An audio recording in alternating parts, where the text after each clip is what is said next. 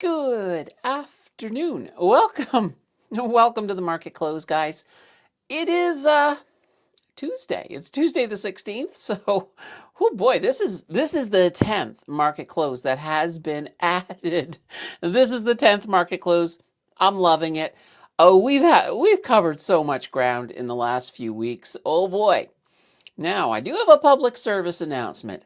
If any of you guys are if you're considered to be federal and you're looking to do some procurement of more than $25 million, oh boy, starting today, you got to hire. First of all, you got to use Canadian materials if available, and you got to prioritize those Canadian workers. So, just a heads up, in case you were planning to do that a little later today, make sure you're buying Canadian. Hence the title. How many times, guys, have I put a news article in the title and not even covered it? Well, not today.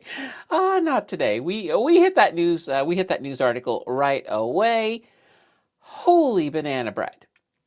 So, before we jump into the charts, it's still cold here in Ottawa, but it is warming up over the next couple of days. In fact, we're going to have a soup day coming up on Thursday as we get a whole bunch of rain. That's going to melt all that snow, or maybe not melt it. It's going to make a mess. It's going to be very messy in this part of the world coming up this week. So, as the sign behind me indicates, we do have a red day. We got a red day on the market. What can I say? Holy banana bread. Yeah, when it comes to the TSX, right now, the reason we're seeing red today is we got a few different factors. We've got an energy and the materials sector. They're both kind of dragging a little bit. That is certainly pulling the market down. There's a little bit of we're still getting a bit of a spillover from the US market. So we're talking broader North American risk. Off sentiment contributed, of course, to the pullback we're seeing in the United States. And there's still a little bit of that Bank of Canada concern, because we had Tiff Macklem talking today, and he was highlighting some of the risks that everything from geopolitical to supply chain bottlenecks, a lot of different stuff. Altogether, that turned into a red market, and well, that's fine. I don't mind a red market. It means buying opportunities, of course. Let's jump on over and take a gander at this market. As you can see, we're currently down 0.49%, and we're still below the blue line. There we go. No, we're below that blue line. Those of you who do not know what that blue line is, that is our divider between a red month and a green month. It starts at where we left off in November. And since it is December and we're into the spirit, if you're above the blue line, you're on the nice list. If you're below the blue line, you're on the naughty list. And yeah, the TSX is currently still on the naughty list. However, look at the last few candles. We've got a little bit of green building up. So we're working towards getting back onto the nice list. Hopefully by tomorrow we can be back there. We'll see. Looking at the US market, the S&P 500 also in the red, down 0.18%, also on the naughty list as well. But we do have the same trend. We do have that the second half of the day, the last three candles looking good in the green. I don't know if the S&P 500 can get on the nice list by tomorrow, but no, they can try. They can certainly try. The NASDAQ is actually in the green a tiny bit today. They are up 0.27%, still on the naughty side of our blue line, but they're the same idea. They've also had three green lines, and we'll talk. I'm going to talk a tiny bit about Tesla in a bit here, but not too shabby. Dow Jones is on the nice list, so those industrial stocks doing fantastic in December. They are, though, down today by 0.53%. And if we look at the little guys, the Russell, they're above the blue line, so they are on the right side of the line. And they're doing okay today. They are down 0.06, but that's Honestly, that's not a lot. So Russell's doing fine. The Russell's doing fine. Looking at our commodities, gold is up 0.10 at the moment, so not much, but it is in the positive. Silver is down 0.47, copper down 0.53, and oil. I mentioned earlier about energy being one of the key drivers in Canada's red market. Well, here it is. Currently, WTI, West Texas Intermediate, being priced at 2.24% into the red. Bitcoin having a better day, up 1.44. Ethereum kind of more flat. They're in the red, but they're more flat. All right, let's take a gander at our heat maps. Whew, I can feel the red coming off the mat. I can feel the red. Looking at this, you can see for the most part, a lot of that concentrated red down here in energy and minerals. Look at this. Canadian Natural Resources, CNQ, down 3.45%. Suncor down, Imperial Oil, Cenovus, Tourmaline. Oh boy, it keeps going. Some of their more industrial, some of the pipelines are down. Enbridge, Pembina, TR. Oh boy. Or what is it? No, that's TRP. That's TC Energy, I think. My clicker still doesn't work. I thought I would try, but all right, let's just double check here. TC Energy, right? Yeah, TC. There it is. Hit launch. All right. TC Energy. I knew it. But I second guessed myself. That's a life lesson. It's actually funny. They say, well, let's not just say they, but experts actually indicate that when you're taking an exam, if you're writing exam, statistically, most time you go back and you change an answer, guess what? You change it from the right answer to the wrong answer. That's happened to me. That has happened to me. In fact, one of the best exams I ever wrote in high school, I got 99 on it. And you want to know where that 1 point went from? I second guessed an answer. I was right and I changed it to the wrong answer. So close. But 99's not too shabby. So we will certainly leave it at that. All right. Let's take a look at the United States. Zipping on over here, I had to take a quick glance at that clock because we've been more tangenty than normal. So I'm trying to keep on the bell. I did a survey to the channel members about what you like about the channel, where there can be improvement. Guys, I got one of the answers back. You need to be a little bit better with the bell. So, Yep. I'm going to pay attention for sure. All right. Looking at the U.S., we can definitely see a lot of red. Most of it over here, technology is not that bad off. Look at this. Apple's up 0.4. NVIDIA up 0.95. Microsoft up 0.47. Now, Google's down 0.61. Meta having a great day, up 2.31. And I mentioned Tesla. Where the banana bread are you at, Tesla? They're over here somewhere. But I will point out, Tesla had a pretty good day. I'm not even seeing them. Oh, there they are, all the way up here, consumer durables. Tesla up 3.18%. Pretty good. I was watching Tesla at the beginning of the day, and I saw Tesla coming down, and I'm like, thankfully, come on, Tesla. Let's get a good down day so I can get in for a swing trade on you.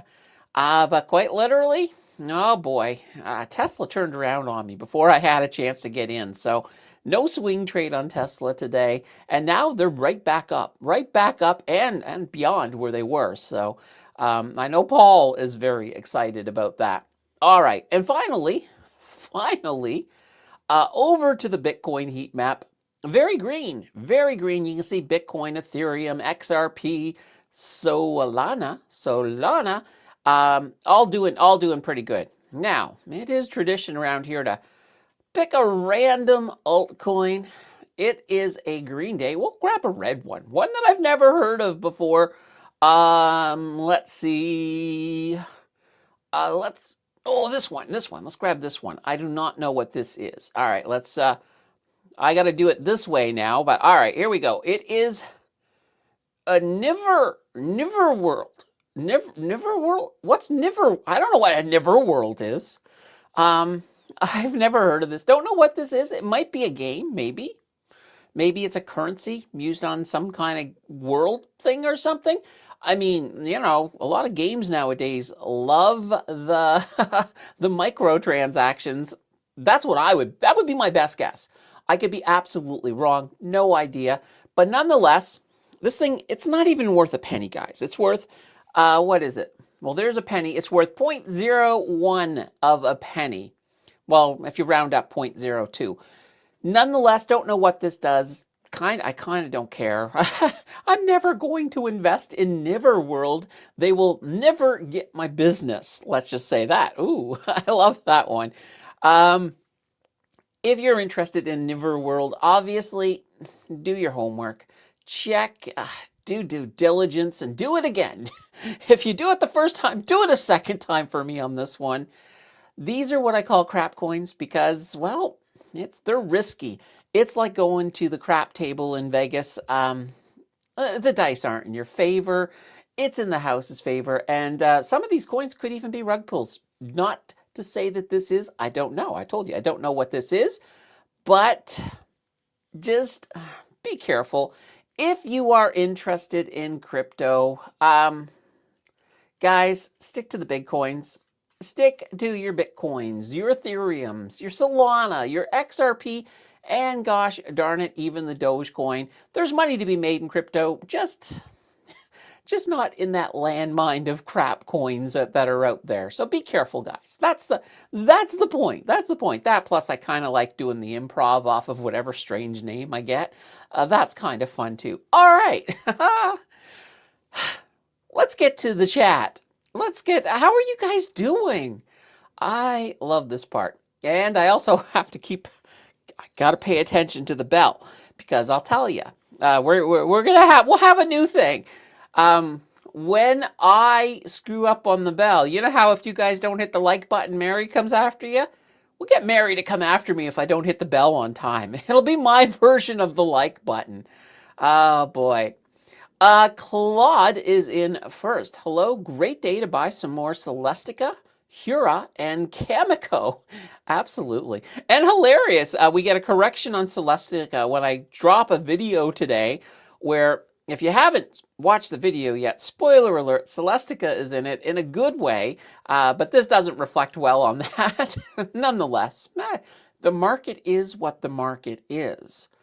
And we got Brian in the house with a good afternoon, everyone. And a greetings from Alberta and our resident cowboy. Isaiah says, happy Red Tuesday, everyone. Good day for buying? Yeah, absolutely. Joe is in the house with a good afternoon, everyone. Cowboy says, great day to get free stock on the share split too. You gotta love share splits. Stan is in the house with a hello all, and we've got Mountain of Inspiration with a good old hello, Dr. Mannon. Dr. Mountain. Mountain of Inspiration says, thumbs up, done. Hello, everyone in the chat. All right. Ian says, wow, ENCL, why do you do this to me? ENCL should actually be down. Oh, and funny little Ian story, just checking the time again. He left a comment today that I thought was hilarious on the new video. YouTube did not find it funny and threw it into jail, threw it into the jail box. That's where it throws comments that it's like, nope, these could be bad. Basically, Ian's comment was, Nostradamus or Nostrodumbass?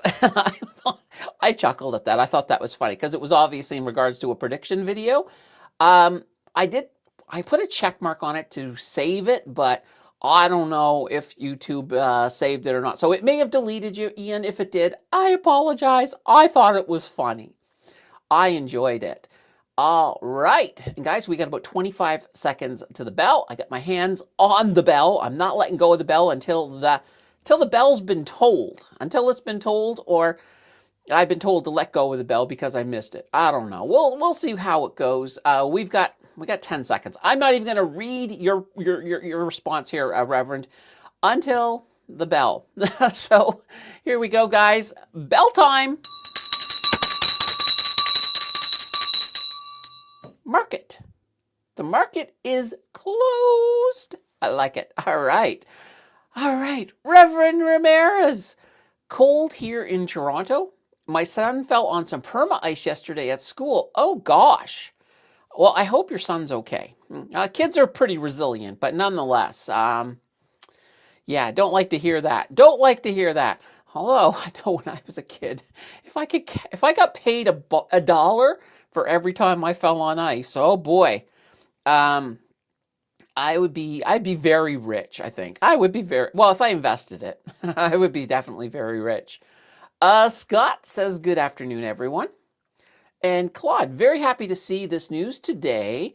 Almonte begins commercial mining at Sangdong Tungsten Mine.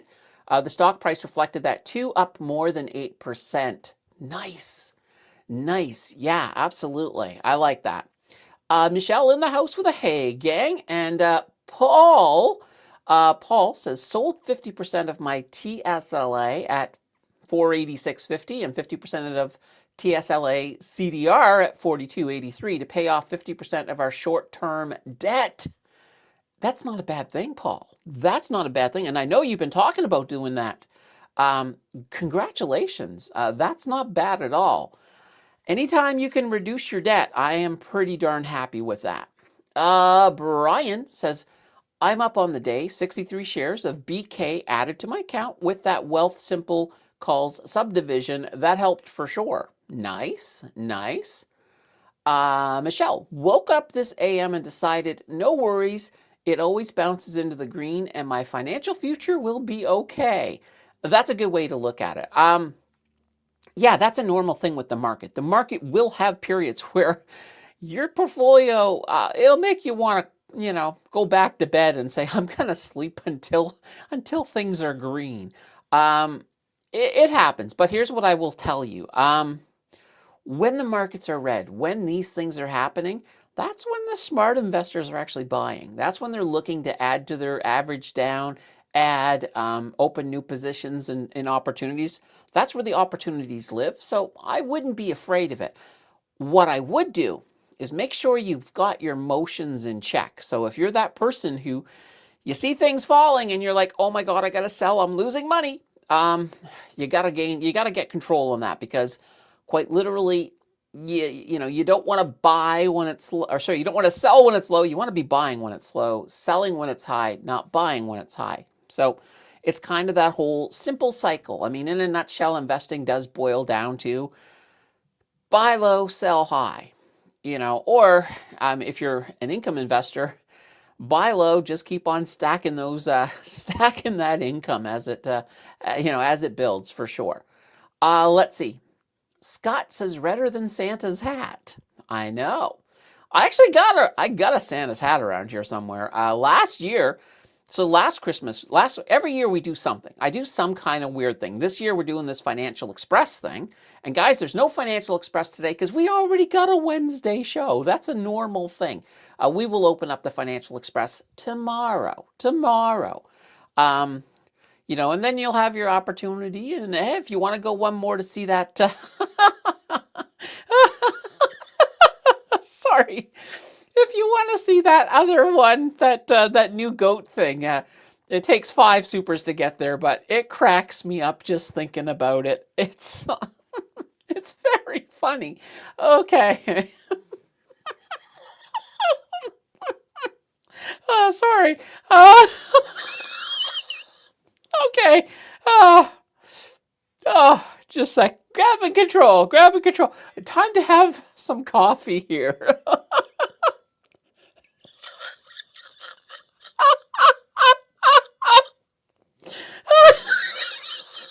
I don't think I can have coffee. I might spill it.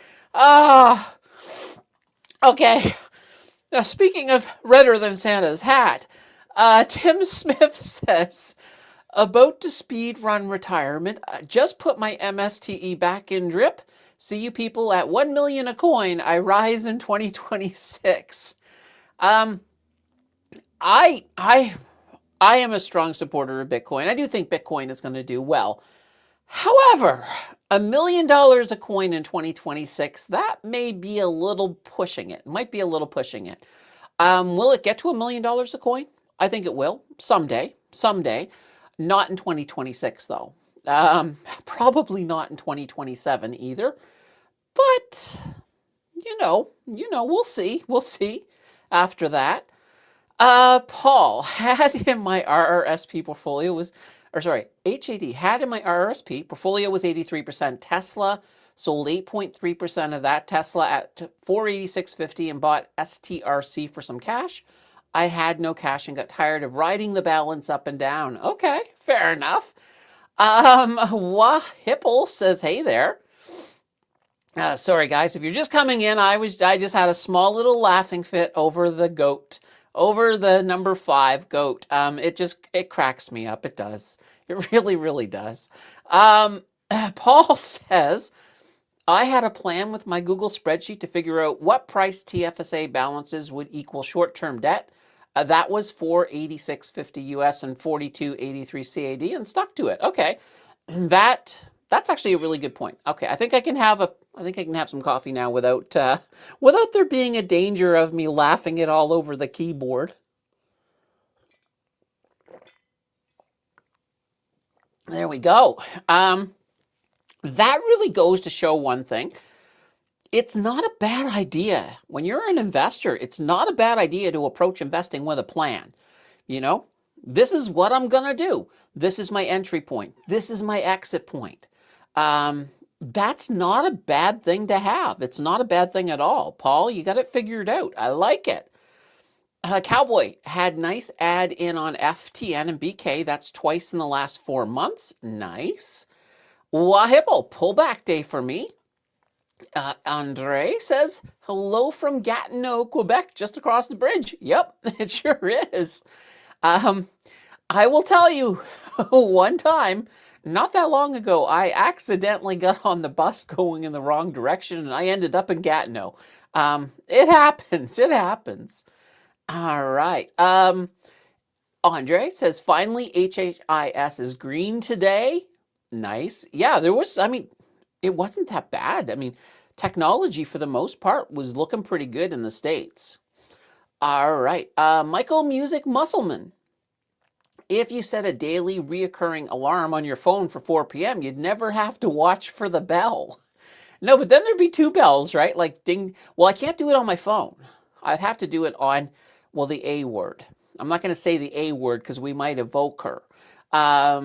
Yeah, that's one way to do it. But at the same time, I'm going to be very, very diligent about it.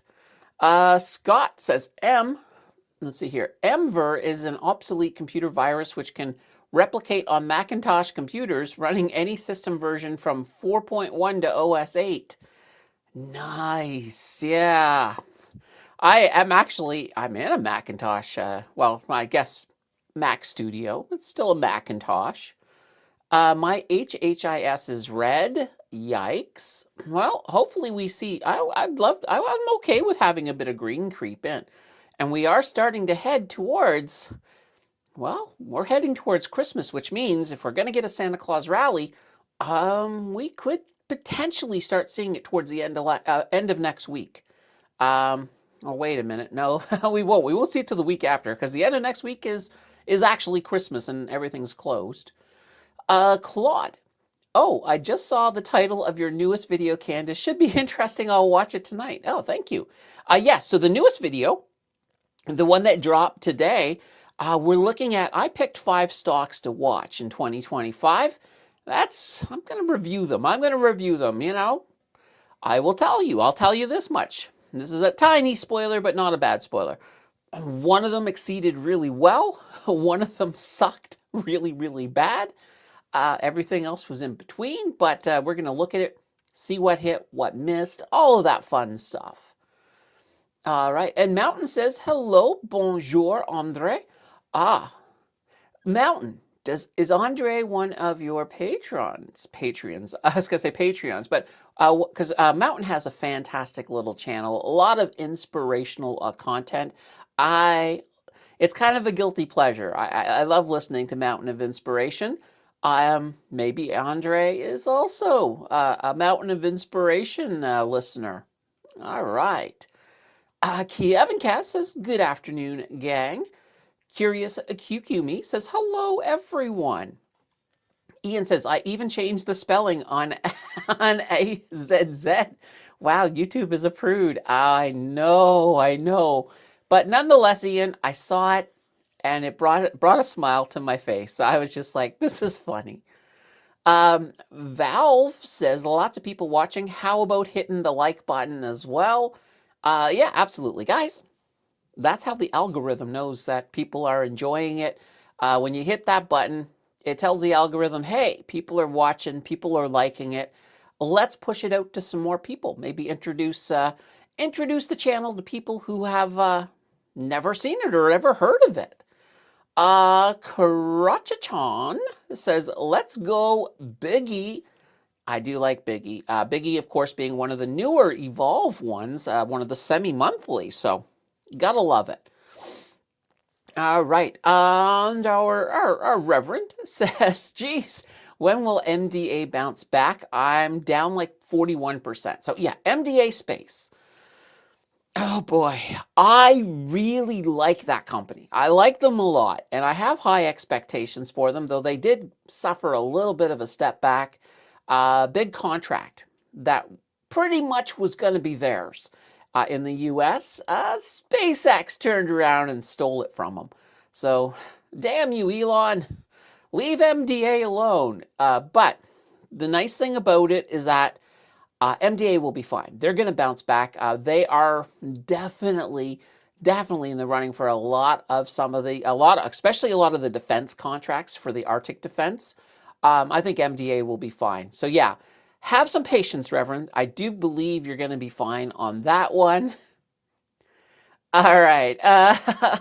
Jonathan says, oh my God, Candace broke. She almost had great coffee shoot out of her nose. Oh boy. Funny little story. Side note. My sister. So when we were kids, my sister brought her boyfriend home for lunch one time, and we were all sitting at the table. My little brother was sitting next to him, and his name was Mark. He said something funny, and oh my God, my brother was in the middle of drinking a glass of milk. It came out all over him. And then I thought that was kind of amusing because it was, I'd never seen anything like it. But yeah, funny story. Roku says, hi all, great day out there today. And Mary is here. Good to see you, Mary. So guys, Mary is of course the captain of our like button. So if you haven't hit it, now's the time. There's no excuse. It means I get to have another drink of coffee. Oh boy. Gosh, so good. Very, very good. All right. Cowboy. Was nice to see Biggie gain a bit today. Agreed. And Paul says Bitcoin and Ethereum are up today. Finally. Scott says, Ian, try a $sign next time. That's a good one. That's a good one. Actually, I think I have one video where I wanted to say ass on it. I'm just going to say it, ass. I wanted to say it. And on the screenshot, I actually did put the $sign. It fit the theme anyway, but nonetheless. Roku says, a market is down enough. I'm red at the 1 month window. Oh, well. And we have Elaine in the house with a good afternoon. And holy banana bread, I am caught up. I can't believe it. I wasn't expecting to catch up so fast, but that's fine. I thought I was about 20 minutes behind, but I guess not. All right. Oh, boy. So, we talked a little bit earlier about the TSX, about what was kind of dragging things down. And I did mention that we had a bit of overflow from the US. And so the US as well, we didn't really talk so much about the United States. So what's dragging that market down? There's a few different things. Some of the there's a bit of sluggishness still around the whole labor market. So unemployment, you guys may not have seen this or not, but it is up a little bit in the United States. There's also some little bit of concern about some of the Fed rate expectations. So a lot of people are thinking that we're not going to get that aggressive rate cutting that they want to see. That, well, particularly a certain leader wants to see it for sure. But there is reduced optimism on that happening. It doesn't look like we're going to see that anytime soon in the United States. Of course, they also have commodity concerns when it comes to, of course, falling oil prices. So what can I say? What can I say? Still a little bit of tech and AI pressure, but it seems to be letting up. It seems to be letting up. Like we actually saw a little bit of movement to the upside, and I like that. I like that. And overall as well, there tends to be a grand feeling in the United States, at least trading wise, of caution. So a bit of broader caution, just until we get to the end of the year. Let's see what happens, that type of thing. Kind of a, I guess you could call it a wait and see approach if you want to call it with anything else. It could be, I think it could be interesting. I think it could be interesting for sure. Oh, Bleak is in the house. We got a hey y'all. Well, hey Bleak, how the heck are you doing? How the heck are you doing, Bleak? Paul says, sorry, Roku, you needed TSLA or TSLA CDR a month ago. And Mario, good afternoon, everyone. I pressed the like button for Mary. Nice. Tom Smith says, it's funny that we have a Tom Smith and a Tim Smith, so I have to look carefully. But Tom says, when you swing trade, do you use a set amount on each holding? I use a set amount, but I don't use it. I don't say it would be each holding. So typically, when I'm doing my swings, I like to go with I like to buy 1,000. I like to buy 1,000 for the simple reason that all I need is basically with 1,000, if it goes up $1, I've got $1,000. I think that's the reasoning for using 1,000. So a lot of times what I'm playing is I like to play companies with better fundamentals. I like to play companies where if it does go awry, I can let it sit for a while. And I'll tell you right now, I think I got two swings that are just sitting for a while. We'll wait and see what happens on them. And this is where we pull things in. So if I may, depending on the circumstances, and this is very much case by case, I may add a bit more. So if I've got 1,000, so let's say, for example, I have 1,000 shares of Banana Co. And I'm watching the price drop down a little bit, and I'm pretty sure it's about getting ready to bounce. I might just throw in another $100 or another 100 shares, sorry. I might throw another 100 shares to average down a little bit. That way there I can lower my target a bit if I'm looking to get to that 1,000. So that's kind of how I approach it. Now, I have I'll call it my framework. I have my framework. Normally my framework is, like I said, I want to make $1,000 on a trade, but I am not beyond taking smaller profits. Because here's the thing, if you say I'm only going to take profits if I hit $1,000, well, you could be waiting a lot longer. So sometimes it makes sense to take some smaller amounts. So once I see some momentum to the upside and I've passed my entry point, I've got a couple $100 already of profit developed. I might throw in my stop loss, and of course I throw it in I'm still hoping to get to my target. I'm hoping it keeps on going up. But there are times it will, and it happens more times than I care to admit, but there's times it will actually turn around, come back down, hit my stop loss, and I'm out of that trade. And I'm okay with that. So yeah, ideally, I'd love to make $1,000 on a trade, but if I make $100, I'm still a happy camper. it's not red, it's profit. It just means that money's now freed up. I can look for another target. Fantastic. So I kind of go that route. Occasionally, and this usually boils down to if I've already got a lot of trades on the go and I see another trade I kind of want to get into, I just want something quick little flip. I might drop down to like 750 instead of 1,000, depending. I don't do that often. I think since I've been sharing my swing trades with the channel members, I think I've only done that once. But yeah. So for the most part, like I said, that's just where I'm at now. If you are a trader, and maybe you're using margin. So if you're using margin, you might still buy 1,000 shares, but it might be, may not be all your money. It may be, 40% could be your money. The other 60% might be margin, depending on how you got it set up, depending on how much your broker will let you do. So it's still similar, other than the fact that you don't have the luxury of waiting if something goes awry. Sometimes you've run into things like margin calls. Never fun. All right, Cowboy. No reflections at the pump for lower oil price. All right. Scott, just a note to anyone using Google Sheets, there is a Sheets function to integrate Google Finance to automatically update current price and more. Yes, and you can also do this, guys. You can also do this in Excel. And let me show you. I'll show it to you right now. So let's see here. All right, so this here, let me pull it over. Oh, I also gotta share. This here is my data sheet. This is my data sheet. So you can see that these are a bunch of stocks listed. Over here is the price.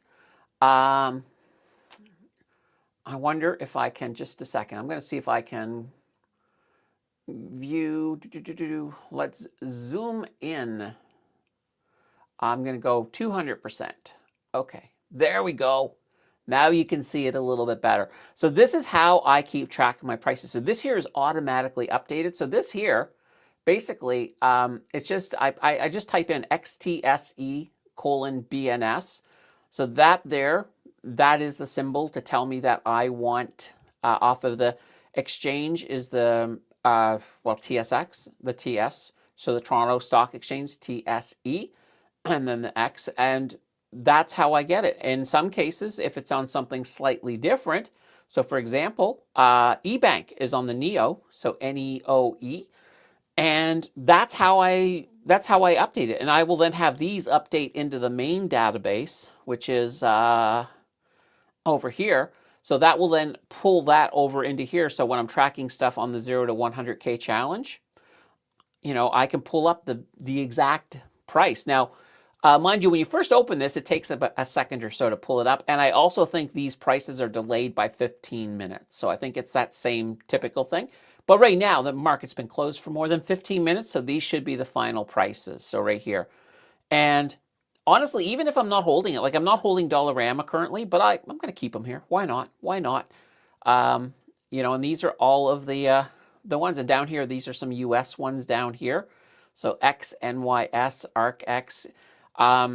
Anyway, it's pretty easy. You could do this in most databases, whether it be Google Sheets, whether it be, in this case here, this is Excel. So you can do it in Excel. Pretty exciting. I like it. It saves me from having to look up things and manually throw things in when I'm trying to track stuff. I would rather just have everything populate perfectly for me. All right. Oops, let's get back to the big screen again. It's about 20 minutes slow, though. Oh, I think you're talking about, the Google Sheets. And like I said with this one, it's probably the same, Scott. It's probably the 15-minute delay. Brian says, I need to head out soon to pick up my phone with a new screen. Slid down ice-covered stairs on my hip, landing on my phone first. Replaced the cover 3 months ago when I balanced steel on my chest. All right, well, first off, Brian, yikes, I hope you're okay. It seems like this is our second second mention of people slipping in the stream today. So you slipped, and one of Reverend Ramirez's, I think it was his son. I think his son slipped. So yikes, yikes. All right. Cowboy says, with limit buy, is there a way to set it for longer than the day? It depends on the broker. I think I know with National Bank I can change when it expires. So I don't know about Quest Trade. That's an interesting question. I would have to look, but I know some brokers will give you a function. I know, for example, National Bank, yes. Not 100% sure on Quest Trade on Wealthsimple. Does anybody know? If anybody knows, let me know. Let me know for sure in chat. Heather is in the house. Hello, Heather. Very cool. So yeah, talking about the Google Sheets, and yeah, there's a lot. There's just so much functionality nowadays in well, in Excel and Google Sheets and all of that. And the funny thing is I think Google Sheets, I think you could do it before in Google Sheets before I figured out how to do it in Excel. So I almost switched to Google Sheets because I wanted that functionality, but I know Excel so well. Wealthsimple, yeah, absolutely. Breaking your phone on your hip is better than the other. Yeah, absolutely. Yeah, actually breaking your hip, especially if you're older, it's one of the worst things you can break. There's just, I mean, now I had an aunt who broke her hip, I think 3 or 4 times, but she didn't die from it, but it's pretty dangerous. You don't want to break your hip, for sure.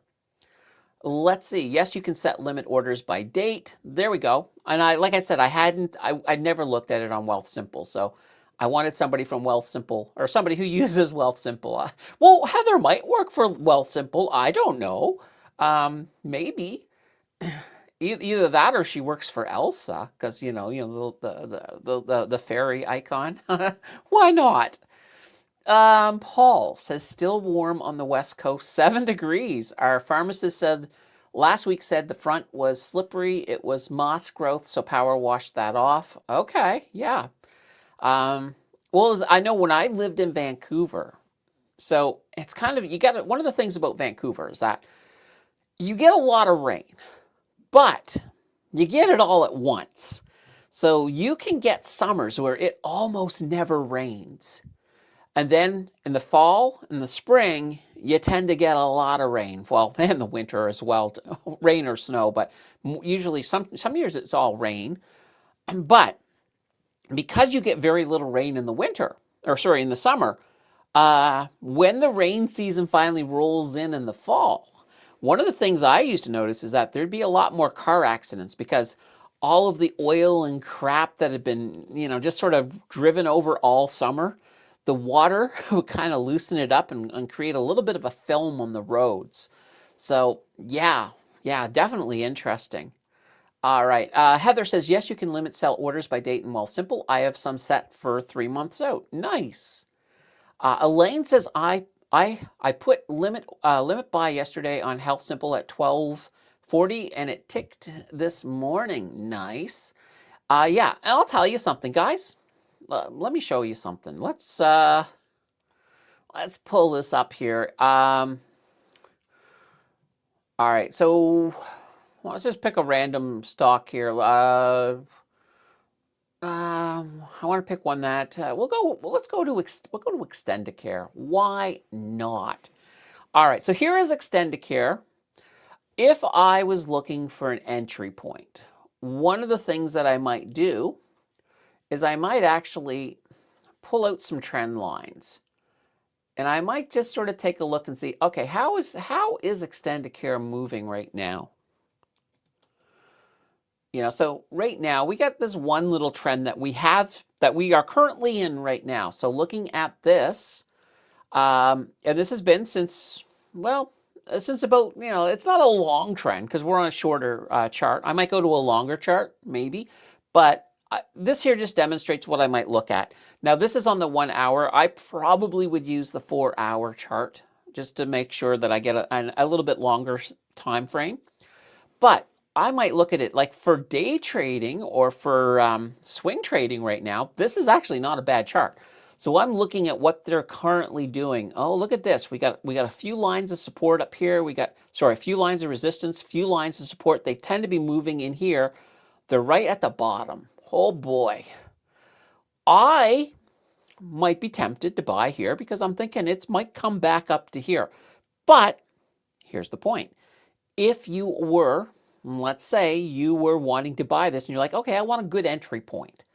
Well, right now you're not at a bad spot. You're at a pretty good entry point. But you could say, okay, well, what if it does come back up and comes back down? Well, if it comes back down, it might go down to 21, maybe 2173, or, I would even say like 2180 would be a safe point. So that might be a value that you're like, okay, well, I think I can get it at 2180. Let's put that in as a limit order. That's how I might determine where I would put that in. Or like I said, if I was swing trading right now, yeah, perfect place. And I wouldn't be selling it. Like if it's coming up this way, I wouldn't be selling it at 22.55. I probably would be selling at about 22.42 in this scenario if I was playing this particular now. And I mentioned earlier, I like to buy 1,000. I like to go up a whole dollar. So 21.93. Well, 22.93 is up here. In this case, if I was playing this one, I know I'm not getting my 22.93. I know I'm not getting it. This would be one where I would buy it here, and when it got to about 22, maybe 22.13, 22.16 in that area, I'm putting in my stop loss and just seeing how much I can get out of it. So that's just kind of the way I would handle something like that. All right. Roku says in Wealthsimple, I think you just unchecked the 4 o'clock checkbox. There we go. That's probably how you get to the thing. Let's see. Cowboys thinking. Let's see. It's the evil godmother from Shrek. I don't work for Wealthsimple, but have an account with them. Okay. Fair enough. Paul says, Questrade cannot set order till date, only good till closed. Okay. Interesting. Like I think as well, I believe, I'd have to double check, but I believe in National Bank, there's also, I think there is a good forever type thing or until canceled. I think there is one like that in there too. Brian, I fell 13 feet 6 at work in 2006, broke my back, collarbone, and 5 ribs, as well as cutting my hand and a concussion, knocked some sense into me. Yikes. That's a lot. Oh boy, Brian, I'm glad that you've recovered from that, but that's a lot. I've never broke a bone. I have bruised ribs though. I bruised ribs once, boy. So this was a funny story. I'll tell it, because why not?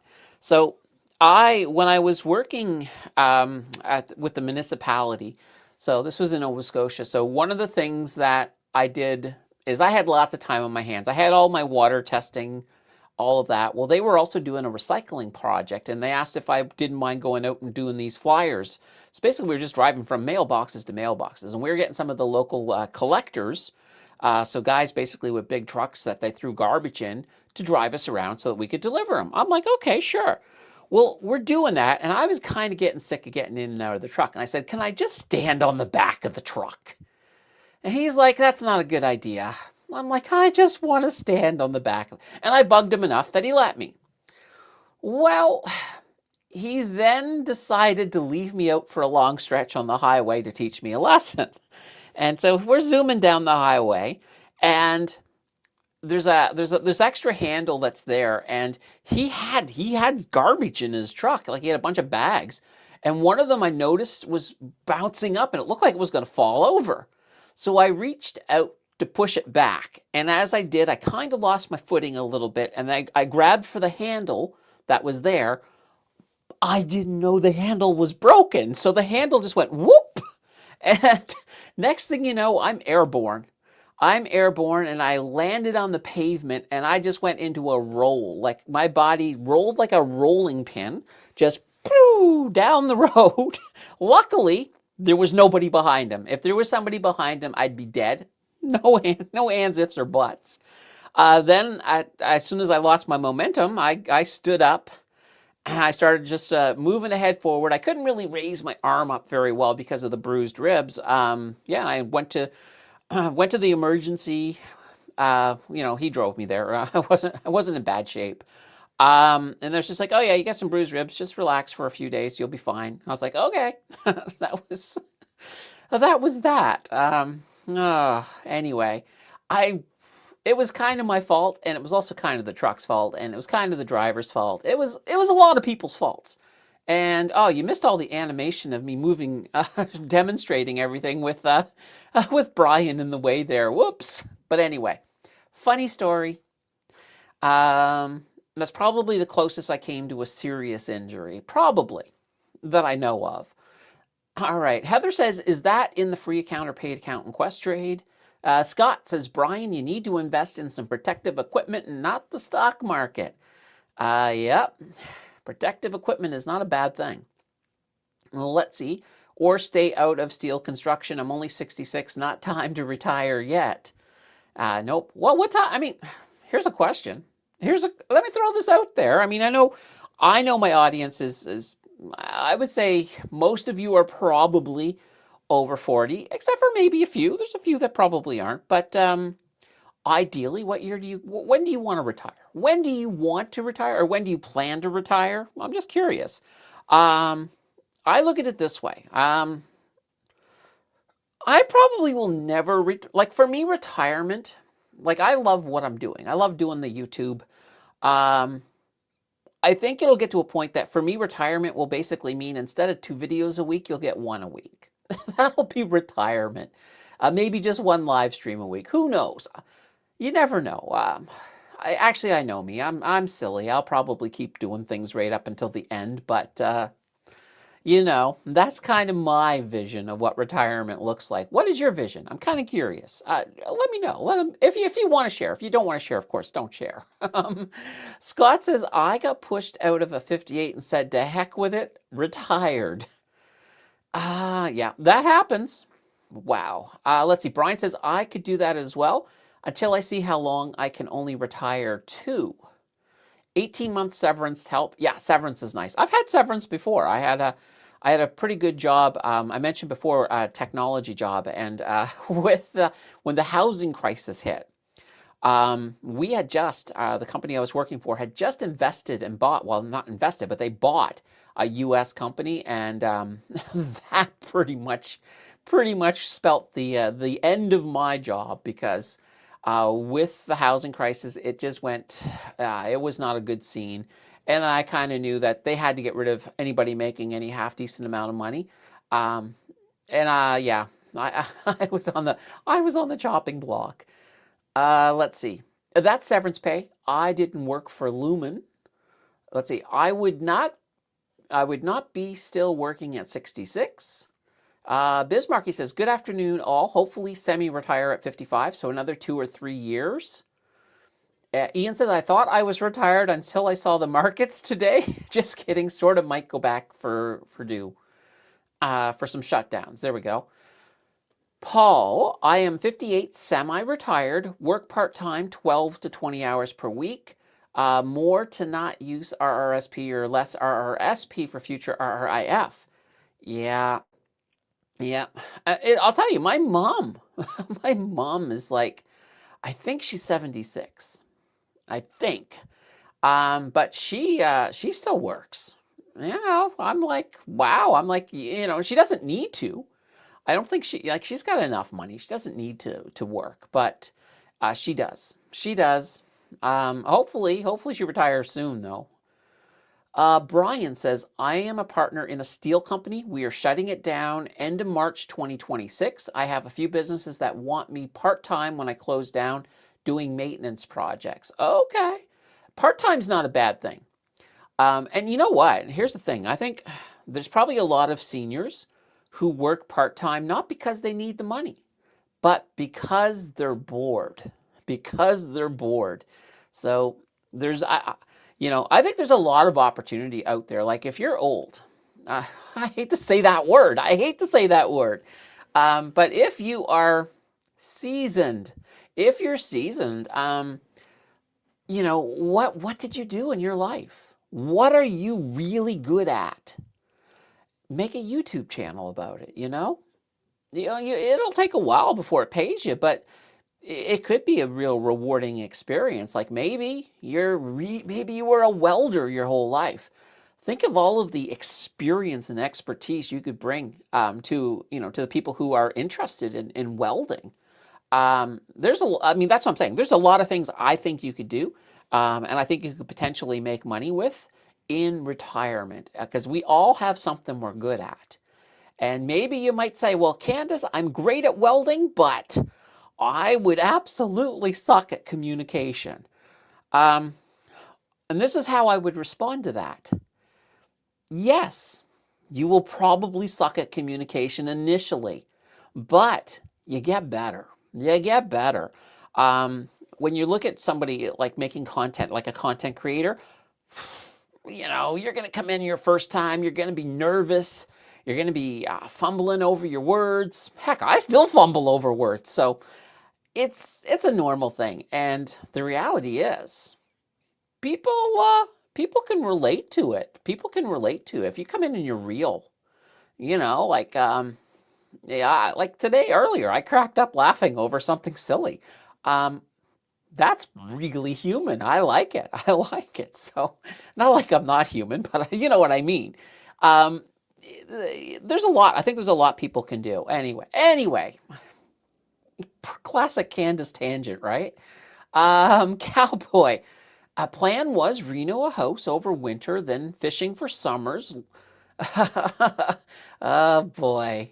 I'm trying to avoid those politics, cowboy. I'm trying. Tomorrow, scratch. I gotta say, scratch. I love saying scratch because I try to scratch it out. Tomorrow would be great for retirement. Um, let's see here. Scott says part-time is a great strategy to ease into retirement. Scott says, old, how dare you? Seasoned, seasoned. Paul says, so I shouldn't say Snowball Analytics says over the last month, my RRSP is outperforming the S&P 500 by 18.3%, with people saying with market being red, they are not retiring. No, you shouldn't say that, Paul. You should just, whatever you do, you could say it. I'm not going to read it, Paul. I'm not going to read it. I just did, but that's why it's funny. Brian, I started welding in, actually, hold on. Why do I have this up here? Let's just go big screen. Back to Brian. There we go. We're talking about welding. I started welding in 19, I was about to say 1786. Brian, just how seasoned are you? All right, I started welding in 1976, and for the most part, I've been in it other than a few years. Not doing YouTube steel projects on my own will pay me much better without the overhead. There you go. There you go. Yeah. I was just using that as an example, Brian. I was using that as an example.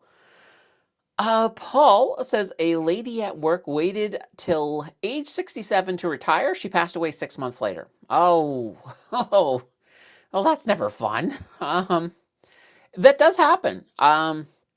There are some people that they just don't, some people, the connections of going to work, the connecting to people, that might be the thing that gives them that oof to get up every day. So I have heard of some situations where there are people that retirement probably is not good for. Maybe if you're in the same boat as that lady, but it could have just been a coincidence too, for sure. Truth. All right. Advice charges just $49 for a year's access to the retirement planning software. I haven't tried. Interesting. Yeah, I mean, I look at it this way. Nowadays, you could quite literally quite literally, if you really wanted to go on the cheap, you could sit down and you could even get an AI and just say, all right, here's everything I'm making. Let's work on building a retirement plan. Uh, you know, and you'd be surprised. You'd be surprised how good of information it could provide back. I'm just saying. I don't know. I'm kind of at that point that I don't know if I would pay $49 for some software if I could, if I could figure it out myself. And I love a good spreadsheet anyway, so I probably would do it myself. And then if there's just something I need to do in the spreadsheet that I don't know how to, then I would definitely pull in ChatGPT and say, hey, how do I make this calculation? Is there a formula that I can use to pull this off? Yeah. Let's see. Elaine says, not planning to retire. I love what I do for a living, but I'm aiming at having a good income from investment to not have to work just if I want to work, if that makes, yeah. So you basically just want that option. You want that option to be able to say, yeah, you know what? I love my job, but I'm getting seasoned. I think I'm only going to work 3 days a week. Yeah, that makes sense. That makes sense completely. Uh-huh. Well, it's like my mom. Keep talking about my mom, but she used to be a bus driver, school bus driver, and then she, when she decided to come back to work again, she came back driving school buses, but when she got to the point that she was like, I don't want to drive anymore. Winter is just absolutely driving me crazy. She moved from driving the bus to being one of the helpers on the bus because the buses that she drove were for people who had special needs. So, she would help the children on the bus with their seat belts and getting, some of them have wheelchairs and all of that. So that's what she was doing. And she's still doing it. So she just sort of stepped back from the part, from the driving part because she's just like, I don't want to drive in winter anymore. And that's perfectly fine. And of course, she still drives her car in winter. I think it's just she didn't want to drive a school bus in winter. Paul says, oh my, Brian, in 1976, I was 9 years old. 1776. Yikes, how old am I? I know. Well, basically, take your age now and add 200 years. Can you see yourself in the mirror, Paul? Or Brian? Oh, boy. Jan is in the house. Hello, everyone. Candace, do you have a system or rules that you use to set a stop loss on your trades? Do you always set one when you place a trade? All right. So going back to the stop losses. So with me, when I start a trade, because of the fundamentals, I know that the company I have, I'm probably, if I don't have any swing trades going, I'm probably going to let it go. I'm probably just going to let it go, see what it does. So for that reason, I tend to not throw a stop loss right away. I tend to use, I use stop losses for locking in profits. Some people will use a stop loss to say, okay, this is a short-term trade I'm getting in, and I can't afford, it has to go up. If it doesn't go up, I need to get out. Well, in a case like that, you might use a stop loss in the beginning. Like, let's say it was $100 for the stock, and you're like, I can't, if it goes below 975, I'm out. Well, you'd set a stop loss for that, so that way you won't lose too much. I don't use it that way because if I'm happy with the fundamentals, if I know it's a stock that's going to go back up, I know it's going back up unless we're going into a bear market. But in that case, well, what can I do? I've got other strategies at that point. But once I cross into profits and I start to move up, then I will normally find a spot. Usually if my target's $1, once it gets to about a quarter of that, so once it's usually past 25 cents in profit, I will normally drop in that stop loss. I normally will. So it depends on what the market. Also depends on the trade, how long I'm going. So the more trades I have open, normally I start looking at shorter and shorter targets for new trades. So for example, last Friday, So we had the situation where Dollarama had their earnings, and they was it Dollarama? Yeah, it was Dollarama. They had their earnings. They spiked up, but then they went down. Now their earnings were good earnings. They exceeded expectations, both EPS and revenue. So I was looking for recovery. I was looking for recovery. So Dollarama's pretty. For me to buy 1,000 shares of Dollarama, I got to sink a lot more capital in than I wanted to sink into it. So in this one case, I went with the Purpose Dollarama ETF. So it's a covered call one. So it does have some capped on the upside. So I'm like, all right, well, let's just jump into this. We'll buy, it's pretty cheap. We'll buy 1,000 shares. We'll just see what happens on Friday. Well, Dollarama went up as expected, but Dolly did not. Dolly just hung flat all day. I'm like, what the heck? So I let it ride over the weekend. I didn't really want to, but I did. I let it.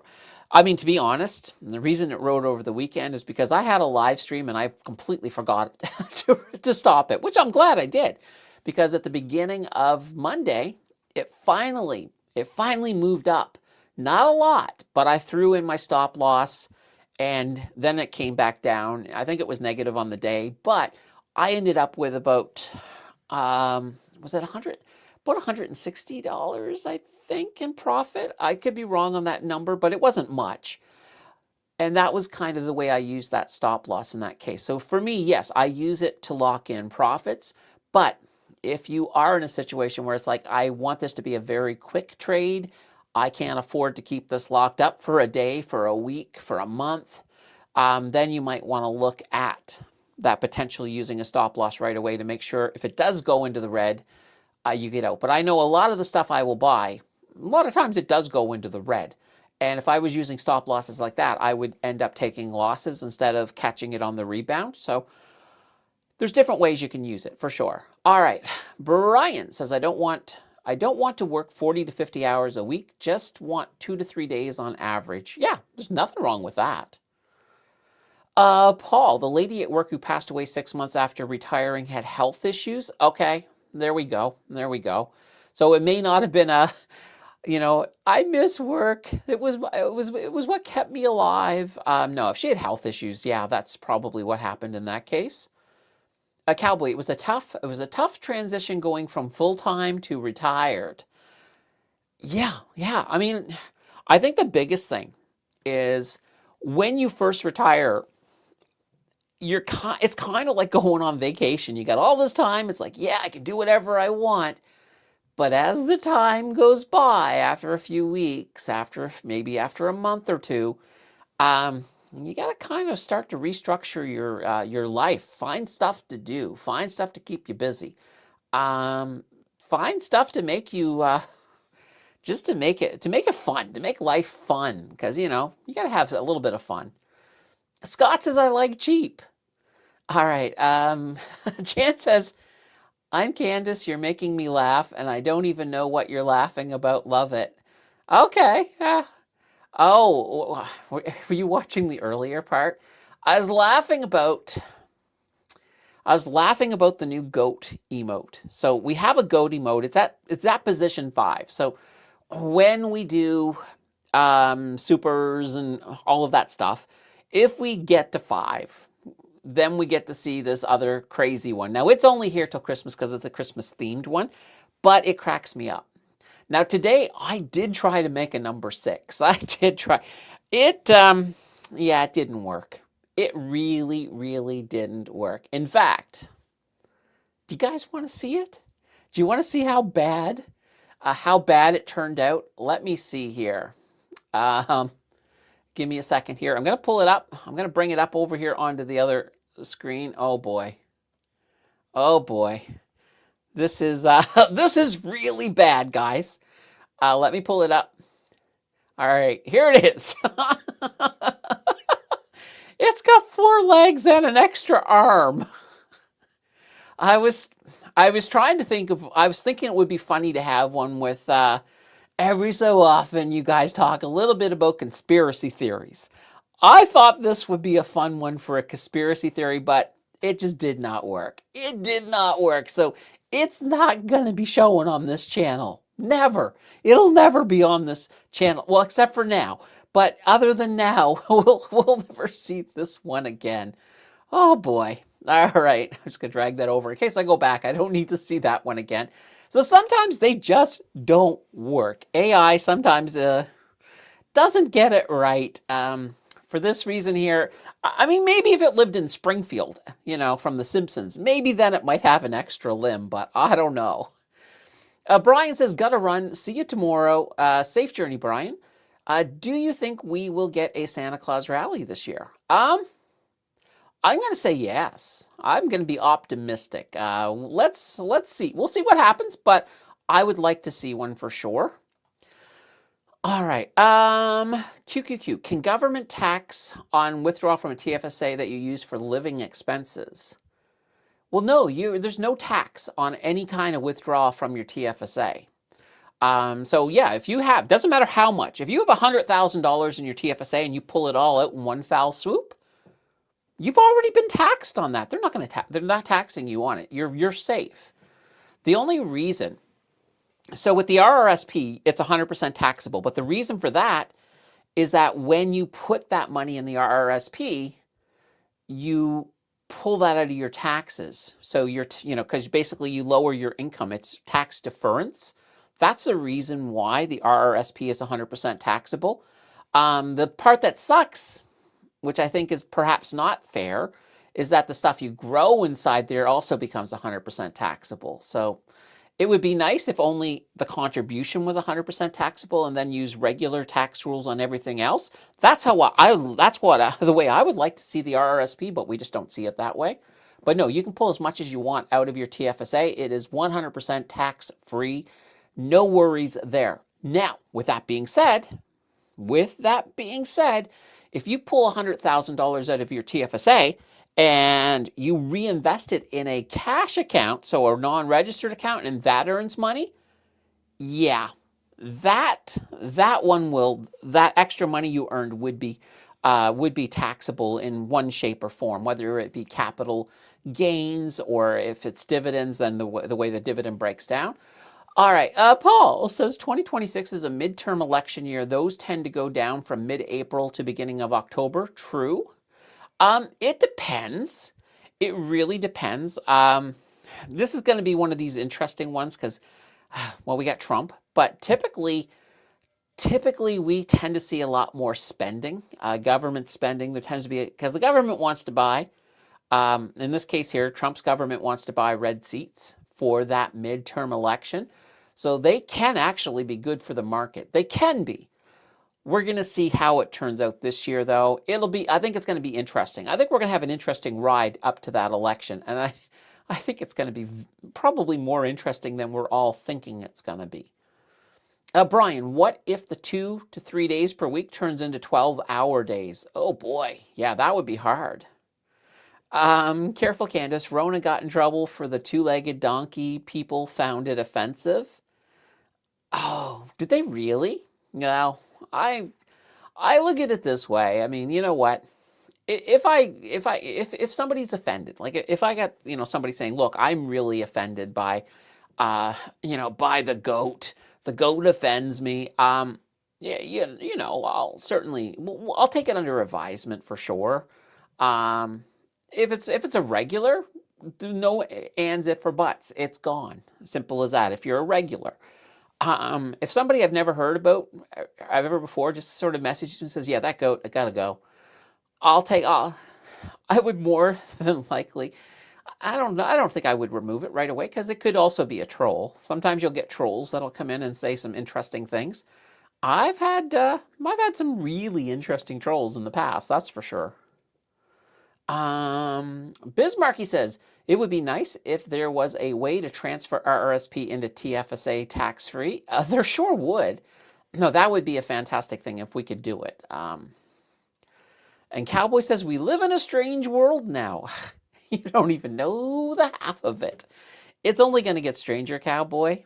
It's going to get stranger. A Christmas troll. Yeah, there's got to be some Christmas special out there somewhere about trolls, Christmas trolls. There's got to be. Well, remember when didn't there used to be a show about trolls at one point, like a kid's cartoon? I thought there was a kid's cartoon about trolls. They probably had a Christmas episode, in which case, Christmas trolls, that type of thing. It's like, okay. So yeah, what can I say? All right, guys, we're getting close to the end. We're not there yet. It's we're at about an hour, 15 minutes. We normally aim for about an hour and a half, although lately we've been getting closer to 2 hours. If you got your last minute questions, get them on in. If the questions keep coming, I keep on talking. But while you guys are doing that, I'm gonna have some coffee because I love my coffee.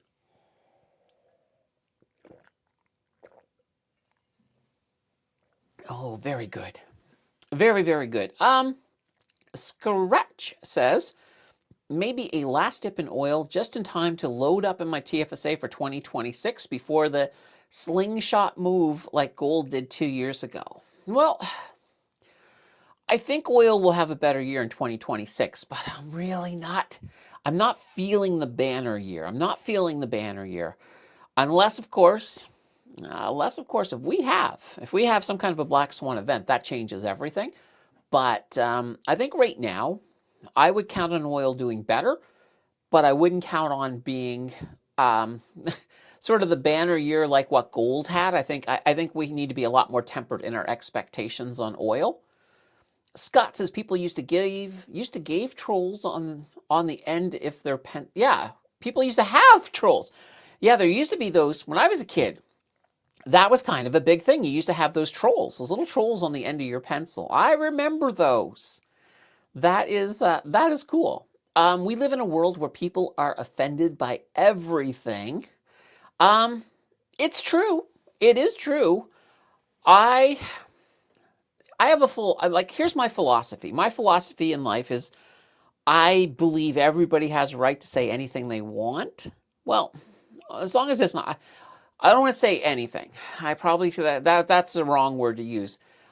I'm thinking opinions. I don't mind an opinion that is completely contrary to my own.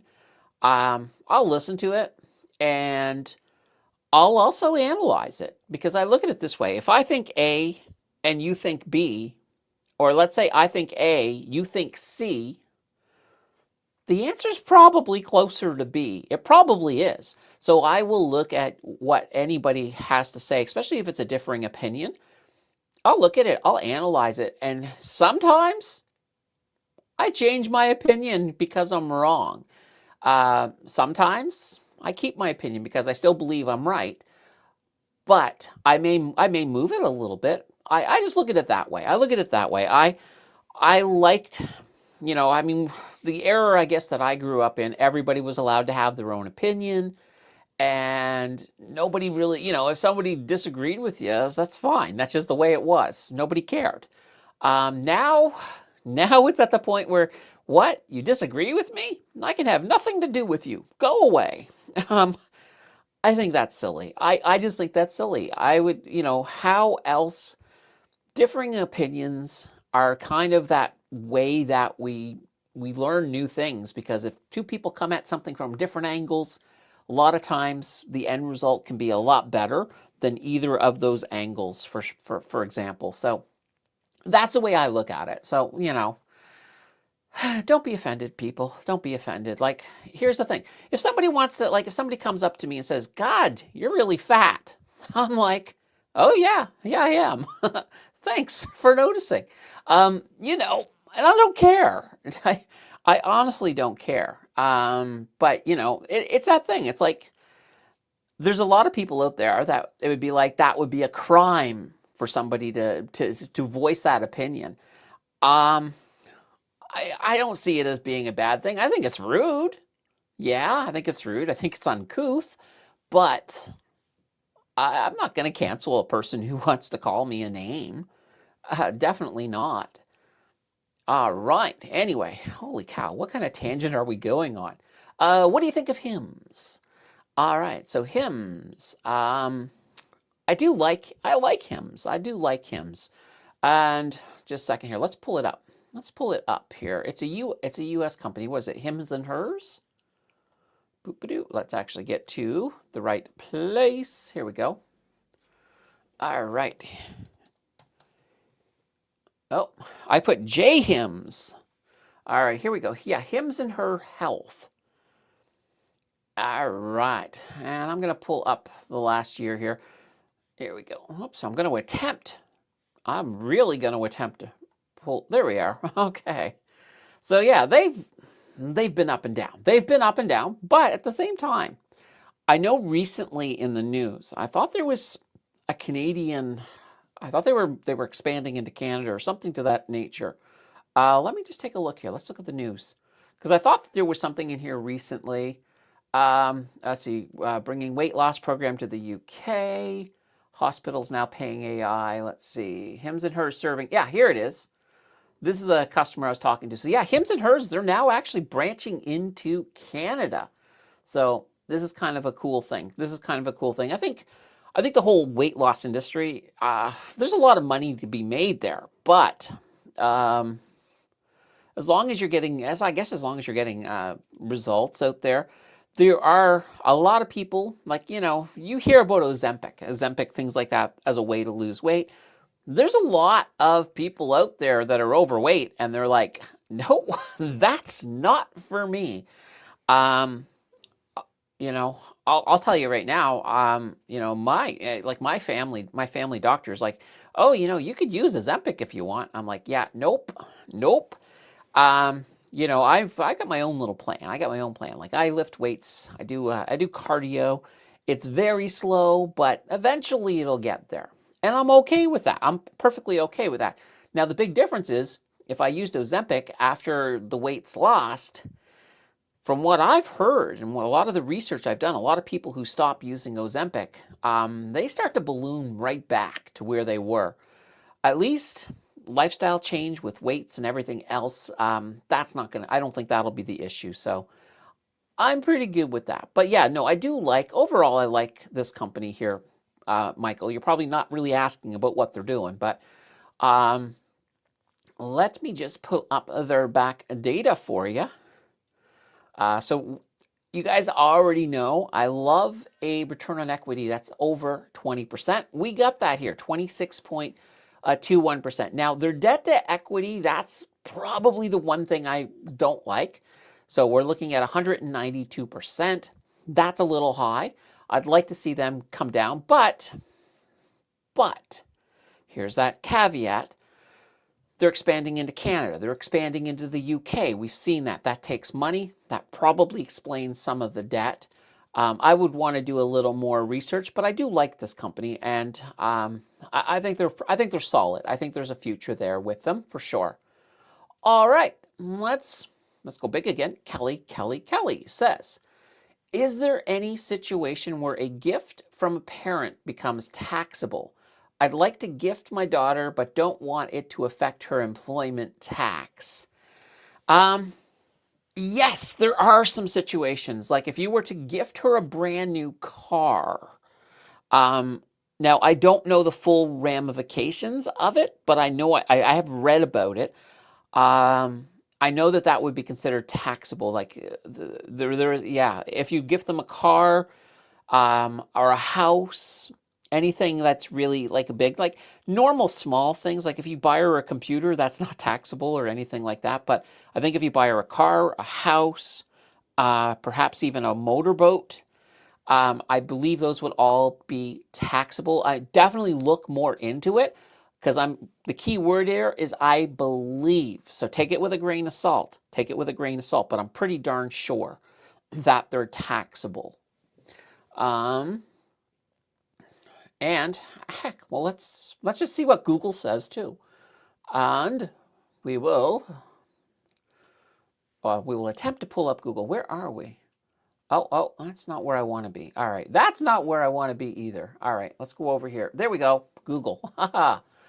All right. All right. So in Canada, if I gift a car to my child, is it taxable? See, and I'm pretty sure the answer should be yes. Now, I could be wrong, but I'm pretty sure. I'm pretty sure. Yeah, there we are. Oh, wait a minute. No. Oh. Kelly, I think I'm wrong. Let me take a look here. So gifting a car to your child in Canada isn't subject to federal gift tax, but the recipient usually avoids provincial retail sales tax or PST if they're an eligible immediate family member. Okay, okay, like in Ontario, and then you have to sign a gift declaration. So look more into this. Obviously, don't just go by what Google says. I do stand corrected. I thought I read somewhere, but it might be. I wonder if it's maybe because I thought I saw a situation where it was a house. I thought it was on a news. Let's see if I gift. Let's just see. If I gift my house, let's do it. Let's see what we get. Yeah. So that one is taxable. Okay. All right. Oh, it's taxable for you. Oh, there we go. There we go. I'm learning stuff. Thank you for that question, Kelly. So yeah, and that now that I think about it, yeah, it was a CTV story I was watching. It was a woman who wanted to give her house to her kids. She wanted to give her house to her kids, but then she got hit with a giant tax bill. That was what happened. Okay. Yeah, so be careful with houses. Always just double check. And you know what? If you are going to do anything like that, it doesn't hurt to just to consult a tax expert, just to be 100% sure. Just to be 100% sure, because we kind of just went through a little thing here to get us at least in the right mindset for that. And boy, I would love to do a whole bunch more research on this and make a video about it, but unfortunately, anytime I do tax content, nobody watches it, but I still would love to do it. Mayor says, hi, I'm about at 50% of my portfolio in precious metals. I think I overdid it. What would be your thoughts? Thanks. All right, well, sometimes you will get over diversified into a portfolio. So you got to look at a couple of things. There's different things you can do. One, there's a passive approach. The passive approach is if you get over diversified in something, if you're still feeling really strong about that something, just don't add any more to it, right? Beef up the other parts of your portfolio, and then that number will slowly start to come down. That's one method. Another method is to sort of say, okay, I'm over diversified. I'm going to sell off a little bit. And that's fine too. Obviously, sell off at a profit, right? Look at, if you're in the green, you can sell a little bit here and there, and then you could put that into other parts of your portfolio to help sort of knock that number down. Both of them are completely good ways to do it. And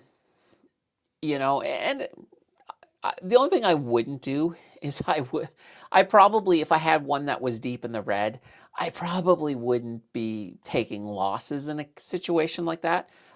For me, honestly, I would probably go with the first way I mentioned, just not add any more to it, but add any new funds to everything else but that. That's how I would do it. But like I said, both ways I think are really good methods that a lot of people will use. Cowboy says oil will be good for a long time. Nothing to replace it. Especially Canadian oil, says Scratch. Scott says I'm offended by that statement. Oh, that's funny. Cowboy, I enjoy debate. It doesn't make either of us evil. We just don't happen to agree. If you can prove your point, you may change my opinion. Well, I'm glad to hear you say that. And that's kind of that thing. And I'll tell you something. I mentioned this to somebody earlier today. Somebody was asking me about politics when it comes to investing. And I know I said we're not going to get political on this channel, but this is technically not political. But I'll tell you right now, this is a great mindset to have. If you want to make money with investing, when it comes to politics, you got to don't look at the right camp, don't look at the left camp.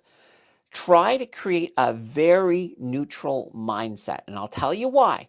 When you have a neutral mindset, it doesn't matter who's in power, right, left, center, doesn't matter. Having a neutral standpoint, you're better able to see where the money's going. And where your investment dollars are going to make the most money. Because if you toe the party line, whether it be liberal, conservative, or whatever, sometimes there's biases in there. Like for example, you might be like, well, because we got a red government, we're never getting a pipeline. So no, you'll put no investment dollars there. But what if we do? You'd be kind of blindsided to it because you'd be going that official party line. So like I say, and this is what I try to do. I do my damnedest to not take a red stance, not take a blue stance. I try to stay as neutral as possible because I think that's the best way.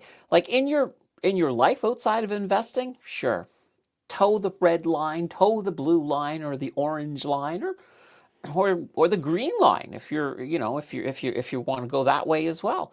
And but just when you want to analyze, when you come in, how I mentioned with investing, don't bring emotions in. Well, those are kind of emotions. Leave those on the sidelines too, and you'll find that you might find opportunities that you might not have if you came in polarized. That polarized. We'll leave it like that. All right. Whew. A cowboy, down payments for homes is questionable for tax man. Let's see, that's kind of the direction I'm going. Cowboy, sell some stocks, gift her the proceeds. All right. Now, keep in mind, though, Kelly, if you sell stocks in a non-registered account, obviously there will be tax ramifications to selling those stocks, whether it be capital gains or, well, capital losses maybe, I don't know. But that's just something to keep in mind as well. Technically there's like, even if you give, like, this is kind of funny. Even if you go and give a huge chunk of money to your spouse, there are rules out there about that. It's just like, it's kind of crazy. But I always say in this case is, what, double check with a tax professional. But honestly, I think a lot of people, if they want to give a chunk of money to their kid, a lot of people probably do, and it never even ever hits the tax books or anything. It happens. It happens more times than I think. I'm not advocating that you do that by any way, shape, or form. I'm just saying I think it does happen out there every so often. And Cowboy says look into joint tenancy. All right, there we go. Have your lawyer set it up. It avoids inheritance too. Okay, there we go. I like that. That's, to me, it never hurts to have a lawyer or at least an accountant or something involved in something like that, because they're going to give you, they're going to give you the final deal. Like, I know a lot about taxes, but I don't know everything about taxes. Neither do they, but they know a lot more about taxes than I do for sure. Oil is at 2018 lows. That silver is higher than oil. Follow Nancy Pelosi. Scratch says oil always catches up with a 1 to 2 year delay. This time is not different. What is different is where the growth can compensate for the slowing flow rates. All right. Mayor says there are those who say we are in the beginning of a commodity super cycle. I have heard that. That's why I got carried away with my metals. What do you think? I have heard that we're in a commodity super cycle, and there's a case for that. There's a case for that. Just the fact that critical minerals are getting, and we're talking, and I'm actually just talking about the mineral part of that. I'm not even talking about oil per se. And I do like oil, but there is definitely a point where if you look at, like, even look at Ukraine. So the U.S. to come in and help Ukraine try to get a peace deal, what did Trump ask for?